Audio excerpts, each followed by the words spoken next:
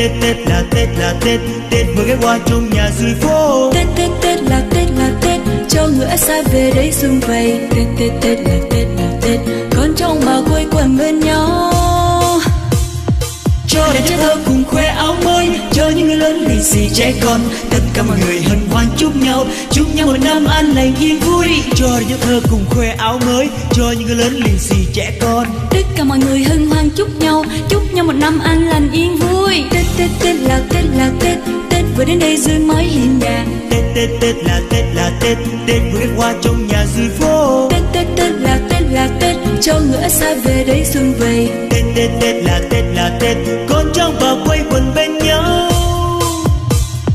Cho đàn trẻ thơ cùng khoe áo mới, cho những người lớn lì xì trẻ con. Tất cả mọi người hân hoan chúc nhau một năm an lành yên vui. Cho đàn trẻ thơ cùng khoe áo mới, cho những người lớn lì xì trẻ con. Tất cả mọi người hân hoan chúc nhau một năm an lành yên vui.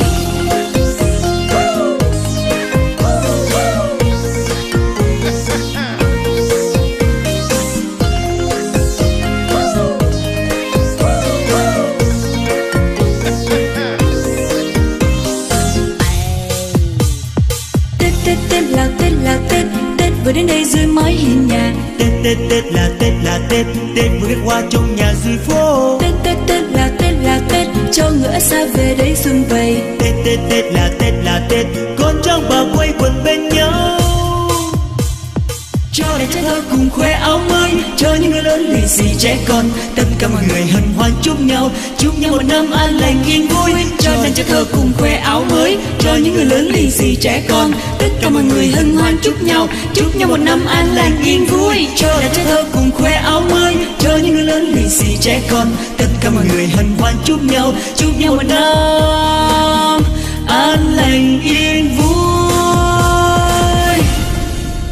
Tết là Tết, Tết vừa đến đây dưới mái hiên nhà. Tết là Tết, Tết vừa ghé qua trong nhà dưới phố. Tết là Tết, cho người ở xa về đây xuân vầy. Tết là Tết, con trong bà quây quần bên nhau. Cho đàn trẻ thơ cùng khoe áo mới, cho những người lớn lì xì trẻ con. Tất cả mọi người hân hoan chúc nhau một năm an lành yên vui. Cho đàn trẻ thơ cùng khoe áo mới, cho những người lớn lì xì trẻ con. Tất cả mọi người hân hoan chúc nhau.